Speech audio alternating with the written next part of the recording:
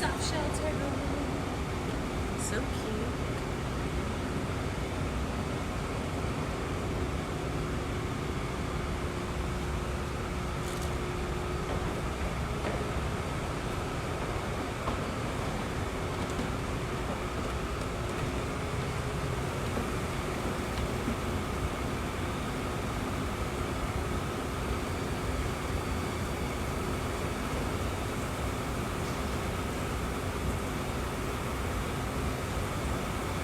All right, welcome to today's Aquarium at Home live stream. We are in our Delta Country Gallery, one of our living forest exhibits, and we are going to be talking about all things turtles today.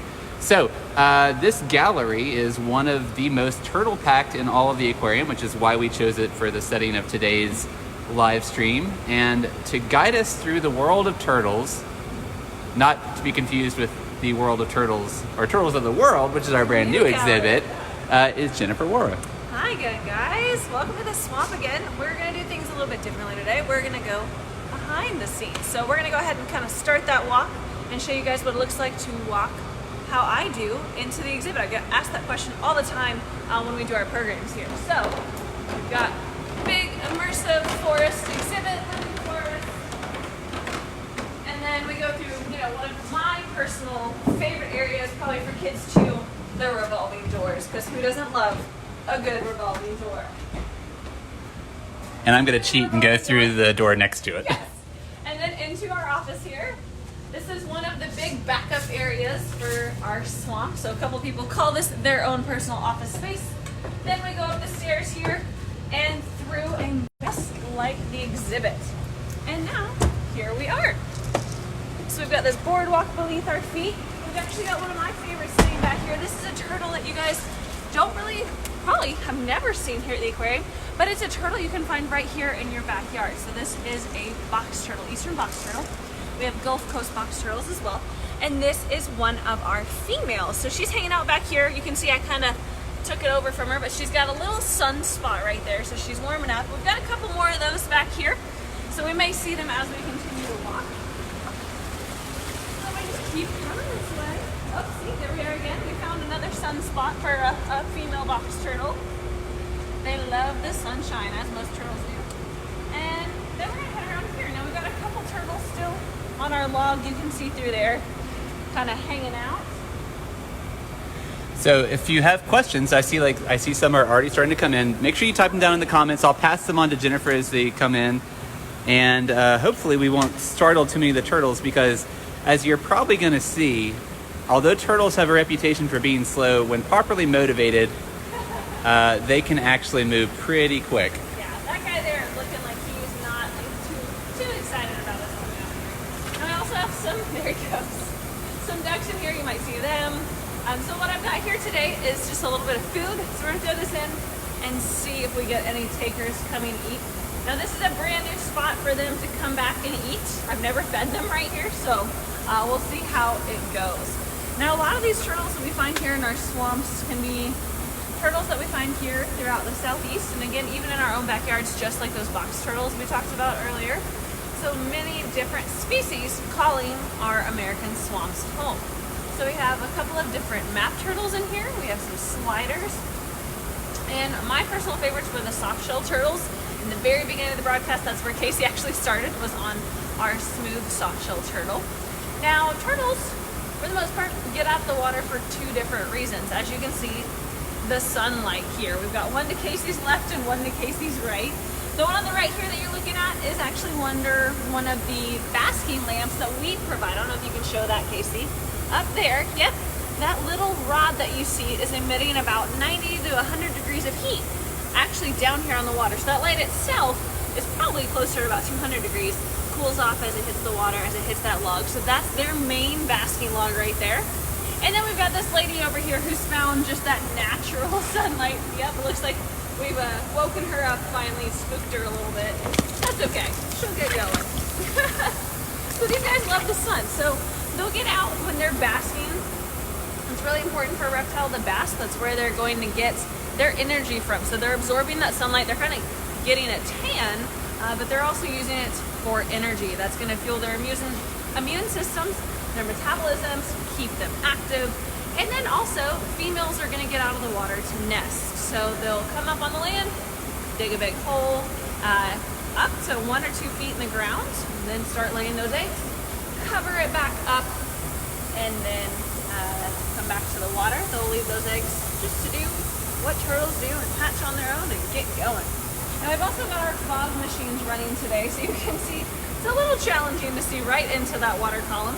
Our fog for these plants that are in here do get water. They've all got a watering schedule, but this little extra moisture helps to keep everything green and fresh out here in our swamp. All right, Jennifer, we got a couple questions that have come in.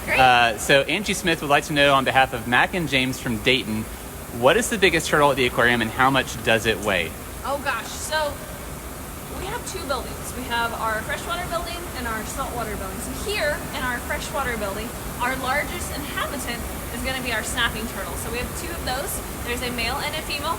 And where we're sitting right now, we're kind of, again, behind the scenes of our turtle area, but right behind this big tree, on the other side is our alligator pool. And so that is where our snapping turtles. Snapping turtle is 165 pounds, give or take a couple, and our female is only about 37 pounds. Now next door in our ocean journey building, we have, of course, our green sea turtles, which are a lot larger, about 150, I think, on our smaller one, and probably 300, 350 on our larger one. So we've got some big turtles here at the aquarium. Well, that was an excellent question, and I know we have almost 100 people watching. There have to be more people who have some questions they'd like answered about turtles, and it looks like we just got one. So Tim Sparks wants to know on behalf of 7-year-old Fisher, do the turtles at the aquarium ever get eaten by the alligators? They ever get eaten by the alligators? So not at the aquarium. In the wild, of course, a natural diet for an alligator is a turtle. But here at the aquarium, we have only those 2 snapping turtles that live with our alligators. And our alligators are actually kind of small. They're only about 5 feet, a little bit less. And so snapping turtles are not going to be a prey item for them. Now, that being said, we do have small turtles here in our Delta swamp, but our swamp, while it looks like one big water system, is actually broken up into 3 different pools. And so all of our smaller turtles are going to be living in those pools. That's an excellent question. Carolyn Singer is asking on behalf of 7-year-old Emma, how do they eat? How do they eat? So turtles actually don't have teeth. So you and I like to chew our food. These guys have really strong jaws. Like bugs and insects, they'll get lots of calcium from eating those bones, which, I don't know about you, I don't like eating bones, but these guys, bones, skin, is one of our special foods that we feed them. And it's essentially got everything in it a turtle needs. If they just ate that, it would totally be okay. But we give them lots of fresh produce, fruits, and vegetables as well. Okay. And how often do we feed this exhibit? So right now, we are kind of warming up. Just like outside, here in our living forest, we stay within about 10 degrees of the outside temperature. So things are warming up, so turtles are starting to eat a little bit more often. Now, in the winter times, they may eat once or twice a week.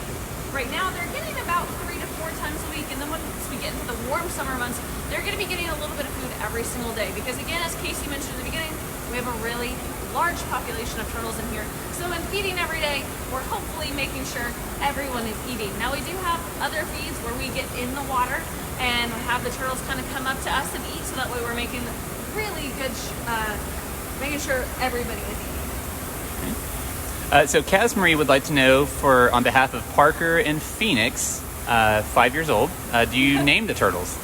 So we don't really name these guys. There's a lot of them, but they do have a lot of personality. They're all unique. They all have their own way of dealing with things. Some of them are a little bit more shy. Some of them are a little bit more bold. And like this guy coming up eating the majority of this food is one of our male river cooter turtles, and he is very bold. He is also one of the ones that when you get in the water and do those feedings, I talked about one-on-one with them, that he is the first one over, and he generally will not leave until he is stuffed. So each of them, while they don't necessarily have that name, they do have a really unique personality, and it's a lot of fun to get to know them and get to work with them. Now our alligators, on the other hand, do have names, and that's because we do individual training with them.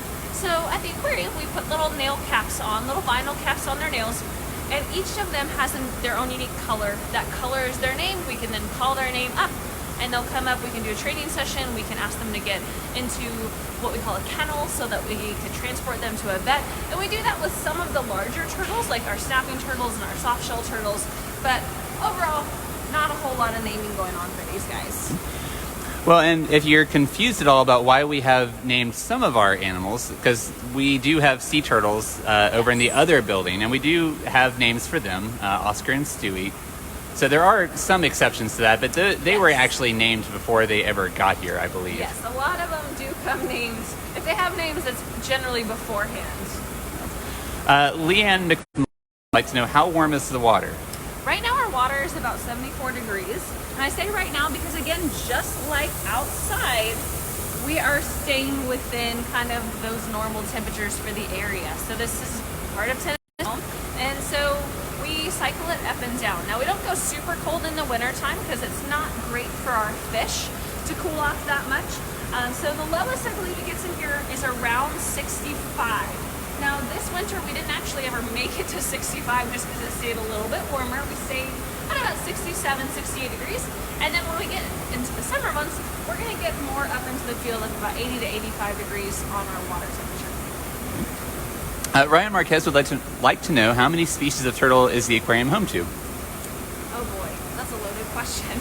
We have a lot. We have a lot. We have the largest collection of freshwater turtles in the U.S. And that leads me to talk about our other big turtle area is our new Turtles of the World gallery. So we have a brand new gallery when we open our doors, when it's safe for you guys to come back, that you will get to see on our second floor. It was actually our turtle gallery before, but we revamped it. It's big, it's beautiful, and it's home to a collection of very rare and endangered baby turtles in our new turtle nursery, which is really fun to see as well. So many, many hundreds, thousands turtles. We have a lot of turtles. I mean, it's got to be dozens of species. Oh, yes. And we actually are not only responsible for exhibiting a lot of turtles, we're actually also responsible for helping to manage that are kept in zoos and aquariums all over the country. So those are through a program called the Species Survival Plan. And we manage, I believe, either 6 or 7. I think it might be 7. I think it's 7 now. 7 species survival plans for different species of turtles. So that's actually really cool. And one example of the way that aquariums and zoos don't just provide beautiful animals for you to look at, but we actually contribute, to a lot of management of species as a whole to keep them healthy, having the best life and the best, the strongest populations across all the places where they're in human care. Exactly. Now, one of my favorites, Casey, is actually this little guy. Now that our fogging system has kind of clicked off for a minute, so our foggers come on and off throughout the day. This little one down here, I don't know if you guys can see under the water down there. Oh, of course. Naturally, the fog comes right back on. Well, he was one of our razorback musk turtles. They're just a lot of fun. They've got a lot of personality. They're kind of toy turtles that are really much smaller than the main collection here. They kind of look like little snapping turtles, but they are a musk turtle, given that name because they emit a pretty foul musk if something bothers them. But we have a couple of them, and they kind of just walk around on the bottom like tanks. They're not huge swimmers, but they're just very unique, very different turtles. We got a few questions coming in. I'll try and ask them quickly. Shannon Jones wants to know, on behalf of 8-year-old Keely, do turtles like to bask in the sun? We've kind of already seen that. Oh, yeah, absolutely. They love it. And we have proven that they love it so much that sometimes food is not as exciting as basking in the sun. So this turtle here has gotten herself a really good spot, and she likes it enough that even though there's food going into the water, the food is not nearly as motivating or as special and important as that. Okay. Leanne McMullen asked a second question, which is, what do they do for fun? What do they do for fun? So, turtles in the wild, they're going to just have fun stacking on top of one another. You'll see them kind of get up in a couple, maybe 3 or 4 at the tallest. They like to sit on top of each other. They like to get out and bask. That's fun for them.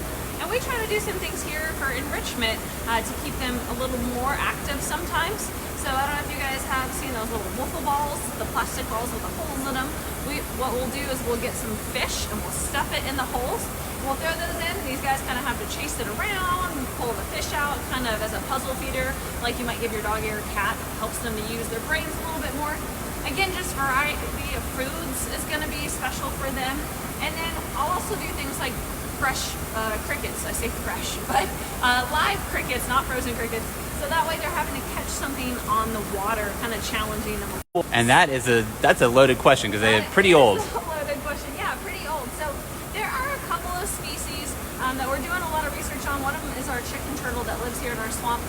always thought they were living a really, really long time, but it turns out they may only live about 20 to 40 years. But then on average, a lot of turtles are living probably at minimum 40, 50 years, but into their 80s, 90s, 100 or longer. Turtles like our snapping turtle that we talked about earlier can live 100 to 150 years easily. We actually don't know exactly how long the lifespan is because they're outliving the people working on them. Well, and the Galapagos giant tortoise is one of the oldest living animals on Earth. Yep.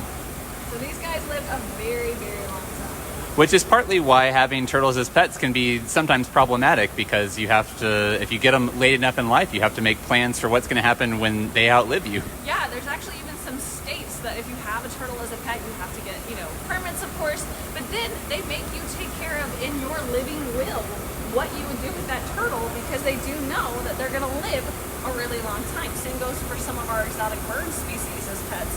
And so these guys really, like most exotics, don't make great pets. They are really cute, but they get really big. Like, again, Casey just showed you that one turtle. They gotta have proper basking, like we've been talking about most of this, and just do turtle things. So having them as a pet also gets really stinky as well.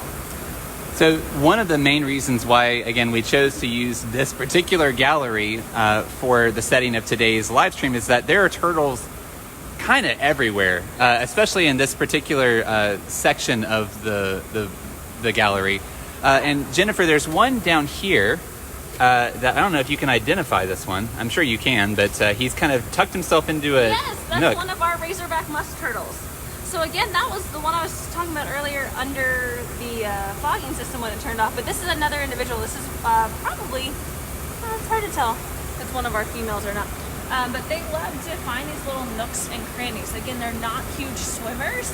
So while they do maintain their life in the water as a turtle, they're going to find these little nooks that they can kind of sit half in, half out. And then if they are in the water, generally they're on the bottom, kind of again walking around down there. Danelle McDaniel, who I think we all know, she's an aquarium employee, would like to know, do you have a favorite turtle, Jen? Do I have a favorite turtle? So we'll see if we can come this way, Casey. Very, very gently across this. Oh, we spooked him. And there he goes. So that is probably one of my favorites. That little guy on the bottom there. You can kind of see him. He's in the center of the frame at the bottom, kind of floating on the bottom. He's kind of pale. We'll see if we can throw some food in his general direction so you guys know where he is. Right there. Yeah. So you might come up and eat that. There he goes. So that is our smooth softshell turtle. Now we do have two softshells. We have a Florida softshell in this habitat as well. And they are my favorites just because they've got, again, so much personality, but they look so different from other turtles. Again, apparently food was scary. They look so different. They have a soft shell, and it's still going to be protective of them, but it's softer. You can see his really long neck. Casey, I don't know if you want to keep coming over. You might be able to get a better shot of him. You might need to go behind me. And so these guys are just really fun to work with. They've got a lot of personality, and we can do training with them as well. So we were talking about training earlier. He's right there on the front glass. Oh, I see. Okay. Yep, there he goes. This is an adventure-filled live stream. If only you knew what kind of bushwhacking we were having to do to get this shot for you. Yes.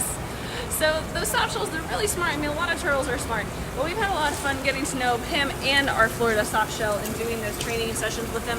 Now, my other two favorites are probably those snapping turtles. We can go see, Casey, if they're out and about real quick.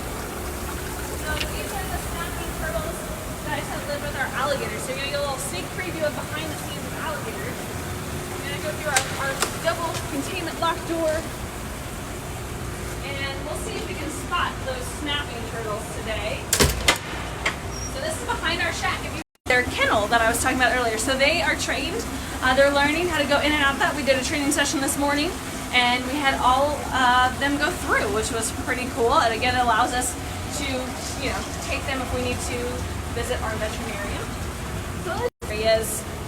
So over on our right is our big male snapping turtle. And Casey, if you want to go all the way around, we totally can. Around behind the bag? Yep, we'll go this way. We may spook him, but we'll see what happens. So this guy is like the king of the swamp. He's our biggest turtle. And again, he's one of my personal favorites. Yep, of course, very skittish. They don't always like people coming around. But this is our big guy. He's, again, about 165 pounds. We estimate that he's years old, but there's a very good chance that he is even older. He could easily be 100, maybe a little bit more. And again, he might be my favorite. I'm a toss-up between them and the Softshell Turtles. Okay. All right, we got some excellent questions coming in. Let's see. So Jasmine Griffin wants to know how many turtles are in this particular exhibit. So I guess not just where we are now, but where we just were. We actually have about 100. In case you want to keep following me this way, we'll go show them a little bit more of our turtles. Now this one's going to be really fun, Casey, because we got to kind of like do a lean over the tank. So don't. There we go. And so you can see we've got a little guy up there. Yep, kerplunk into the water. And then if you look right down here, we actually have 2 of our Barber's Map turtles that are, actually those are our Pearl River Map turtles down there that are actually courting each other right now. So again, about 100 turtles in here. We've got some in this first pool, and then we've got where we started, and our couple snapping turtles in between. All right. You can go behind this way and see if we can spot anybody else. There's a good shot down there. You can see quite a few of them. Oh yeah, so you can see them down next to the acrylic. So it seems like there was nobody in that particular shot. It's because they have all made themselves scarce. Yes. All right. More questions? Yes. So Tim Sparks is asking on behalf of 7-year-old Fisher, what is in the food that you feed them? So those pellets that you were feeding them earlier, what is in them? Called Missouri, that just makes up a lot of different dry foods, and also Nasco. So we use them. It's essentially everything a turtle needs. So for most of our reptiles, it's going to be pretty heavily based in fish, and then lots of other micro and macronutrients for them. Okay. We'll see what we can spot. Casey, you may want to keep your footing there. Let's see. Anybody back here? So this is another cool area right here. It looks like a pile of mud, and I'm sure when most of you have come to visit the aquarium, you don't really see all that many turtles in here, but there are actually a dozen spotted turtles, and then we have probably 6 more of those musk turtles at any point in time. So sometimes you have to go digging in the mud to find turtles. So we'll see if we can spot anybody. You got any more questions there, Casey? Yeah, and I'll go ahead and apologize for here, but to be fair, we are literally in a swamp. So there we go. So you just got to dig a little bit. I'm gonna get out of the light there. And we find this guy, who's actually one of the oldest turtles that we have here. They've had him since we opened back in the 90s. So just again, showing you turtles do live a really long time. And you said the connection dropped out. That's a mud turtle. I'm sorry, yes. All right. Ashley King Chiros would like to know, what are the differences between turtles and tortoises? So, turtles are gonna live the majority of their life on the land. Tortoises are going to live the majority of their life in the water, maybe to get a drink, but generally not sustaining themselves. Living, sustaining themselves in the water, only getting out otherwise in the water all the time. Natalie Deering, I'm going to try not to move because I feel like I'm in the one spot where we're not going to lose our connection. But Natalie Deering wants to know, I spoke too soon. We lost our connection again. Okay. Perfect.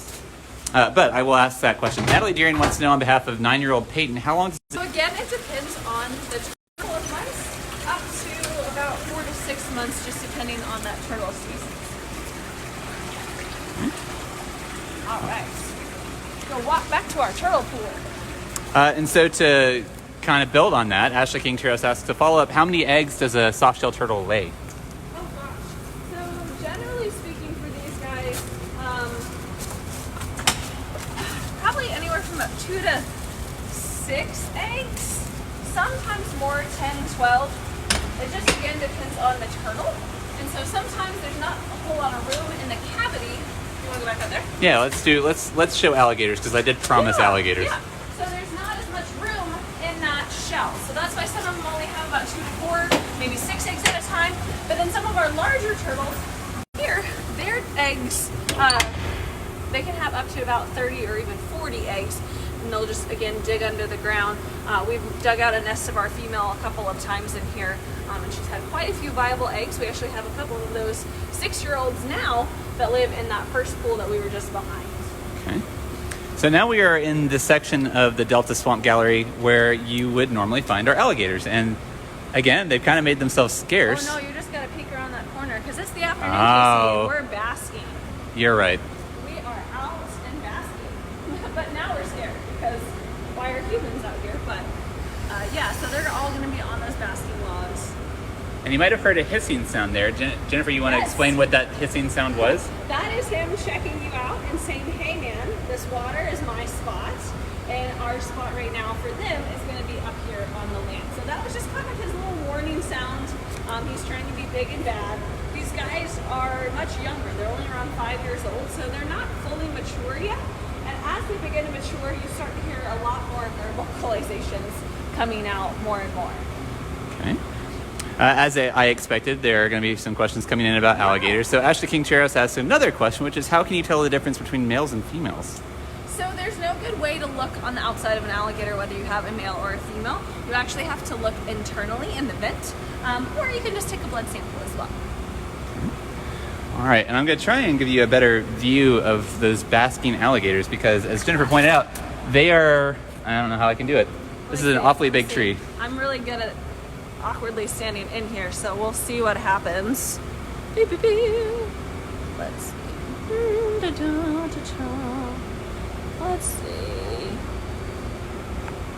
Casey, I'm clearly not you.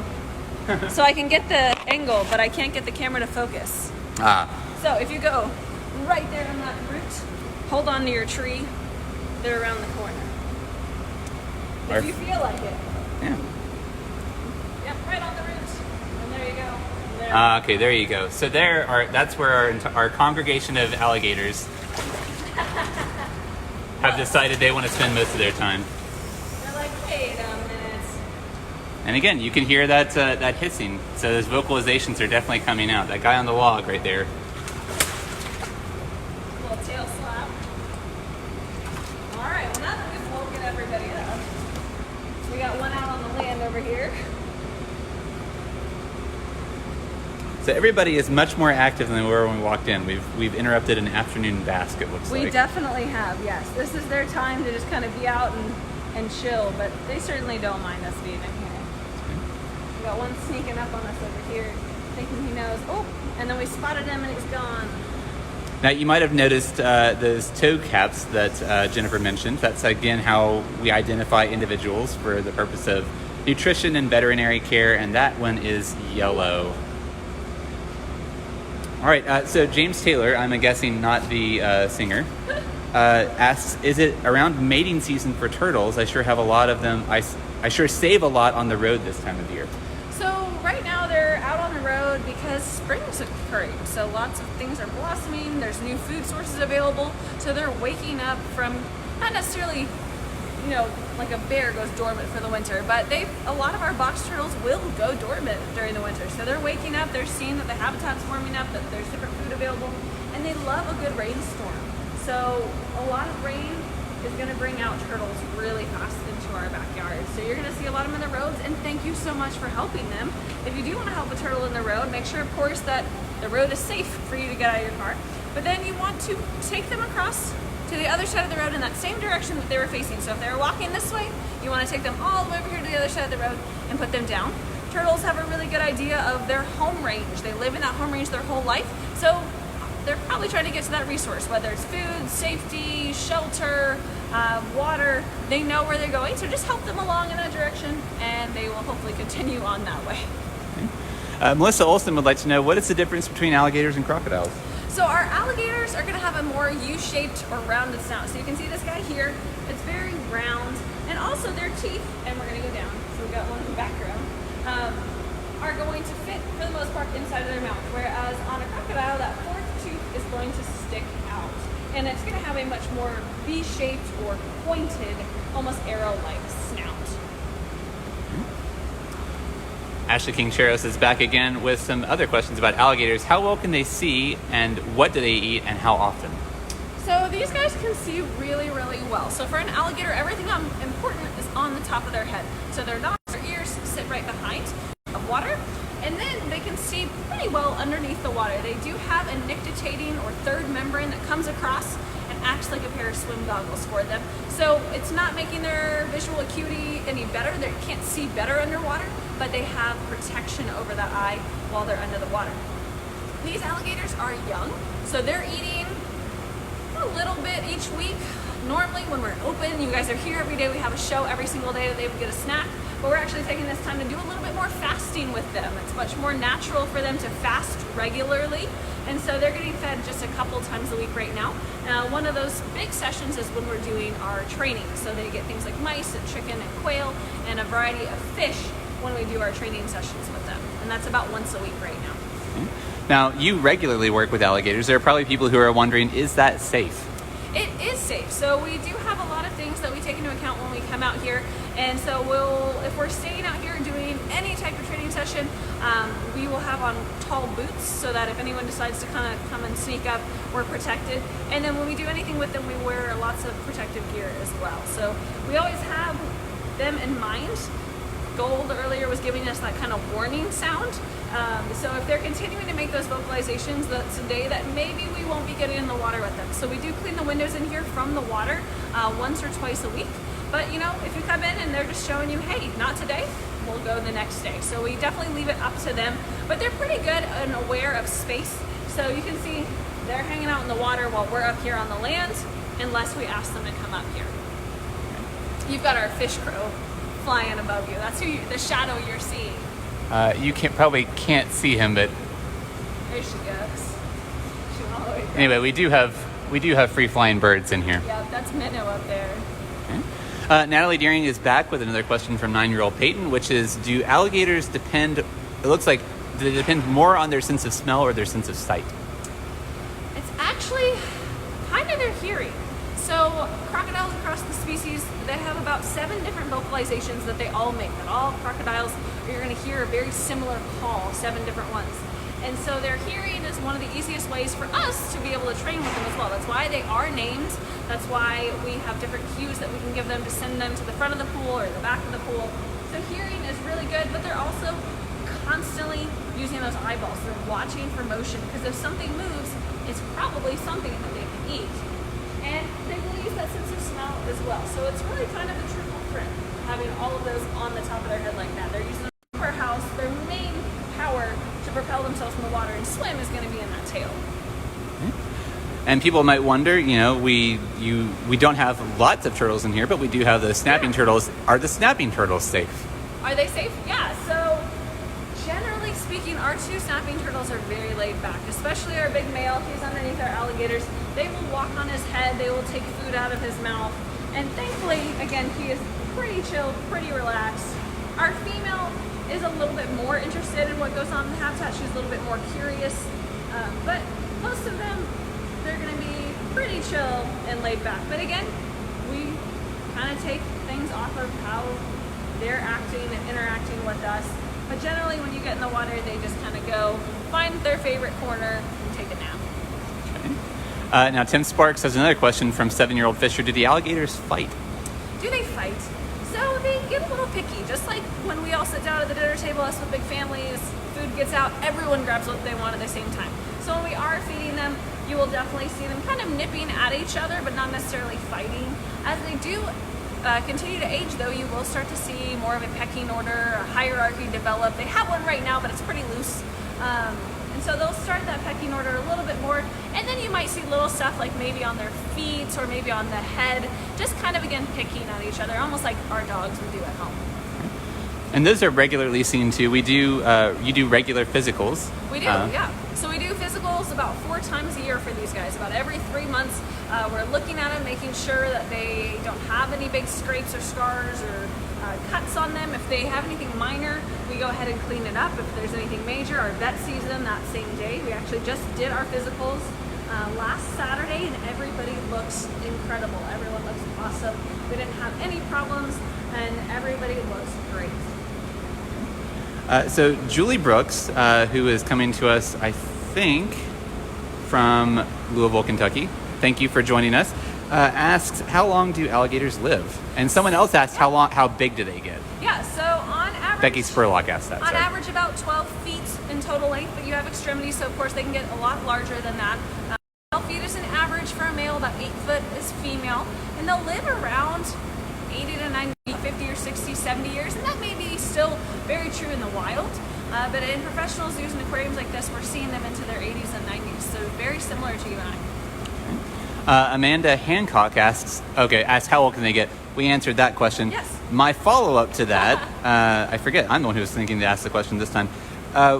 When they get too large for us, obviously, this is a large gallery, but it's probably not large enough to accommodate a large group of 12-foot long alligators. So keepers walking around. So what will happen when they get past the point where they're too big for this exhibit? Yeah, so again, like you mentioned earlier, I think we've talked a lot in these live casts that we work with a lot of zoos and aquariums.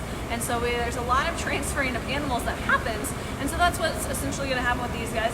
They go to a facility in Myrtle Beach, South Carolina, and then we get a new group in from that facility. This is the second time we've done that. So we've got a really good working relationship with them to be able to bring alligators in and out, and then they'll be able to stay in that professional care for the rest of their life.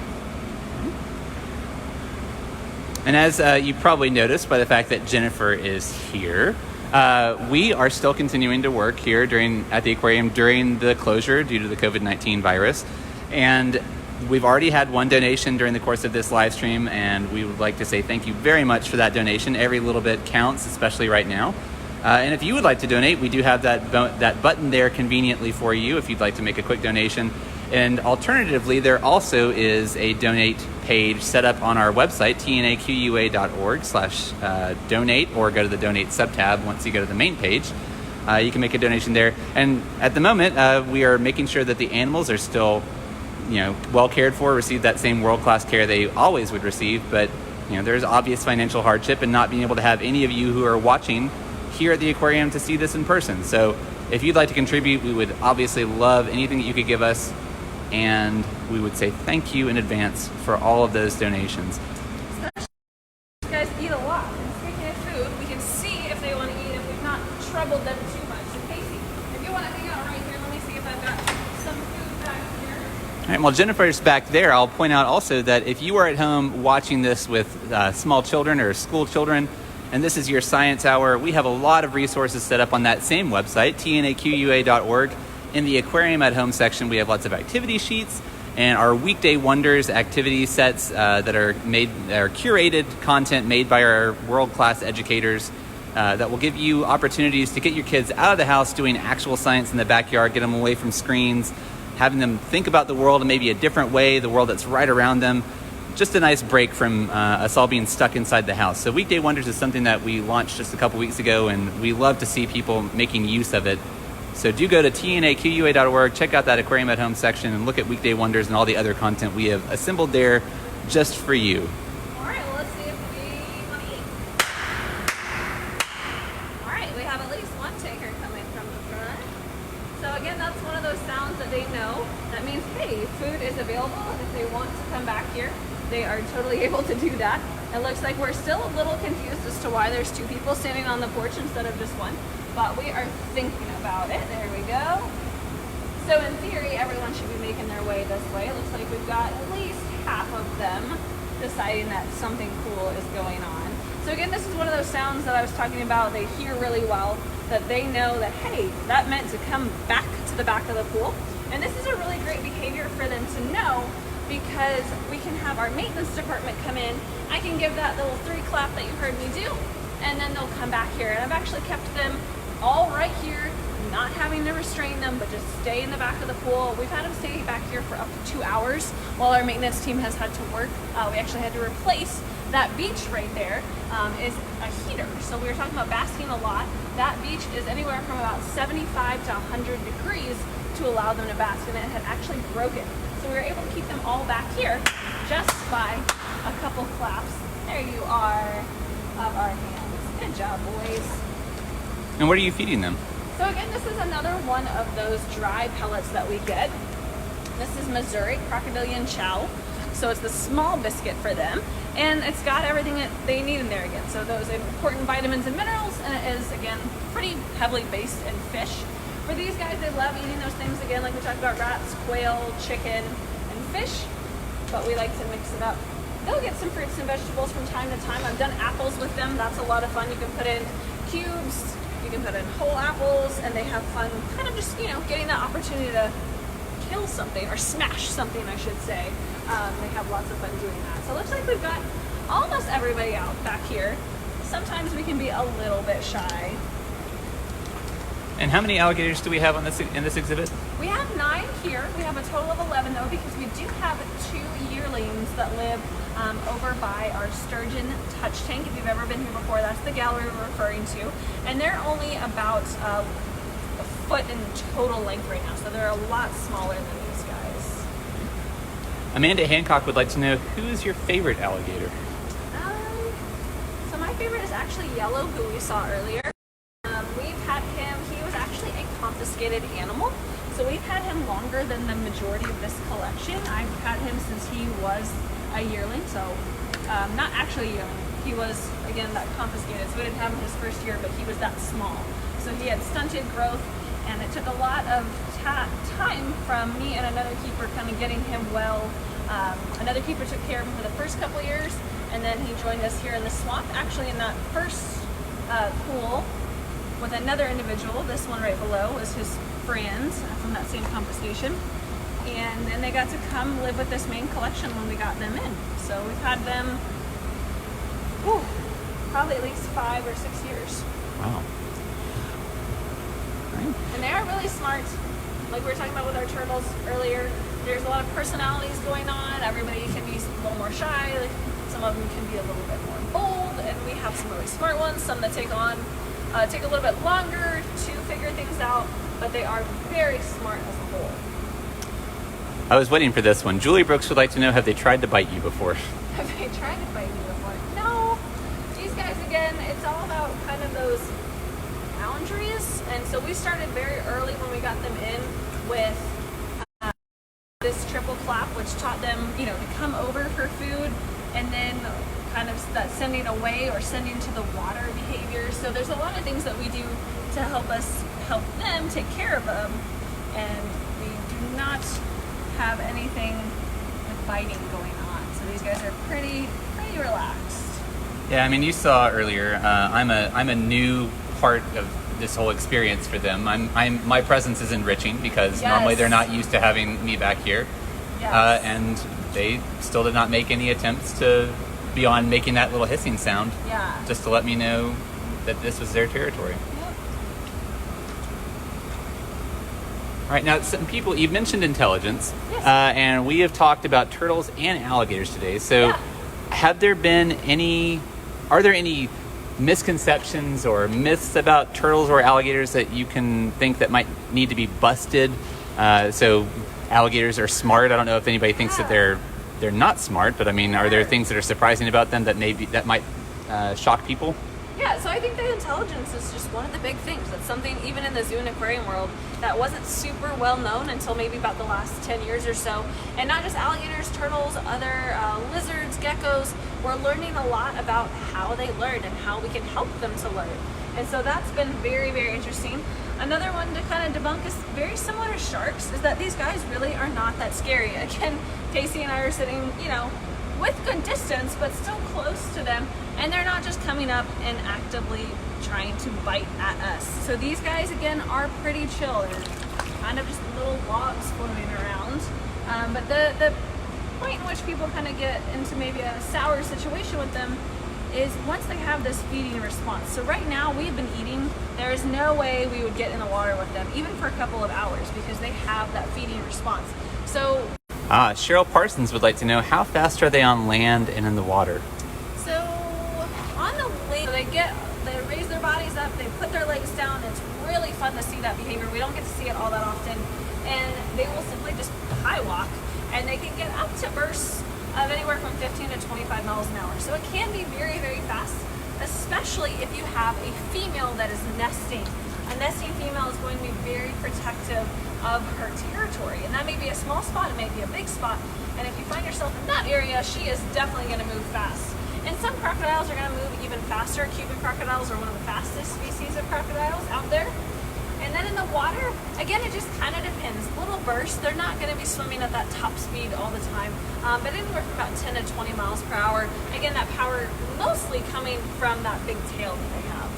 I mean, you heard that tail slap the water, and Yes. that should tell you, given how large these alligators are, or rather how small they are, that little tail had a lot of power behind it. Definitely. Becky Spurlock would like to know, how long are their teeth? How long are their teeth? So they have about 80 teeth in their mouth at any given time. I say at any given time because they get rid of them constantly. They're shedding their teeth all the time. New ones grow, little cones in there. But it just depends on the age and size of the alligator. So their teeth are going to grow with them as they grow. So young alligators, they're just these little kind of dots almost in their mouth. And then as they continue to age, the teeth get bigger and bigger and bigger. And then as you get to your adult size, I'd say the teeth are probably at least 2-3 inches. Christina Wooten says 5-year-old Max is watching from Blairsville, Georgia. Thank you for watching, Max. Thanks for watching. And Christina, I'm assuming you're watching too. All right. Well, it looks like our questions are starting to peter out. We've got one more coming in from Julie Brooks, and then we'll probably wrap this stream up. But she would like to know, how big is their mouth? Again, it's going to correspond to how big they are. So right now, it's completely open, probably 6 to 8 inches. A younger alligator, it's going to be only a couple of inches. And then a big one, if their full head size is about a foot, it's going to be opening that much as well. Sue Draper has a question, which is, how do you hatch alligator or turtle eggs? So we don't hatch alligators because we only have all males right now, but we butter, and we'll get them out and we'll put them in our incubators. We'll keep an eye on them. We'll do what we call candling, where we shine the light under, see if growth is happening, and then just kind of wait it out, and they'll hatch. And then if we are able to keep them, grow them up, we'll put them back. Say if they came from here, maybe they came back into that first pool as our kind of our young pool. And then for some of our more rare, exotic, kind of endangered ones, we're going to hopefully transfer them either back to the wild or other zoos and aquariums in different partnerships. We've actually had quite a bit of luck raising 4-eyed turtles and 4-eyed turtles, both of which are, I believe, endangered. So this is one of those situations where what you see coming to visit the aquarium is awesome, and it's really cool, and the animals look amazing, but behind the scenes a lot of stuff is going on that's actually seen to the study and protection of these species through things like the species survival plans that we mentioned earlier, and incubating those eggs for endangered species that Jennifer was just talking about. So a lot of really interesting stuff is happening behind the scenes, and we're happy to be able to show you some of that through these live streams. And on that note, looks like our comments have run out, so I'm going to go ahead and wrap this up. Thank you to Jennifer for taking the time to show us behind the scenes here in our Delta Country Gallery, show us some cool turtles, show us some awesome alligators, and to answer all these really, really great questions that have been coming in. And again, just to reiterate, we do have quite a few resources available, not just these daily live streams, but our live webcams, our activity sheets, and those Weekday Wonders activity sets that are series, I guess, that we have mentioned earlier, that are all compiled together on our website, tnaqua.org, under the Aquarium at Home section. To those of you who have donated, thank you so, so much. Again, the cost of keeping the aquarium running, keeping these animals taken care of, is not insignificant, and so every little bit that you can contribute to help us defray the cost of remaining closed through this health crisis that we're all undergoing is very much appreciated. And if you can't donate, that's totally fine. Make sure you share it with your friends, though, so that all these animals are getting as much exposure as possible, and maybe one of your friends can donate. Again, we appreciate every little bit that's coming in. Thank you so, so much for watching. Tune in tomorrow, and we will have another... Oh, wait, sorry. I'm not sure if we have one tomorrow. We have one definitely on Monday. So keep an eye on our Facebook page over the weekend. There'll be some more fun content coming out, but for sure we have another live stream coming at 1 p.m. on Monday. We'll see you next time. Thanks so much.